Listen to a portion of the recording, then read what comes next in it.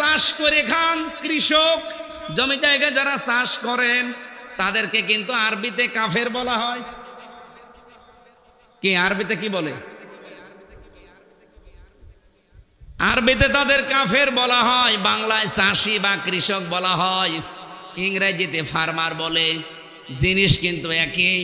এখন যদি আপনি সৌদি আরবে বাস করে চাষবাস করে খান, আপনাকে ফার্মার বলবে না, কৃষক বলবে না, চাষি বলবে না, বলবে কাফের। কেন? যারা চাষ করে খায় এই মানুষগুলো কি করে যে তাদের কাফের বলা হয়?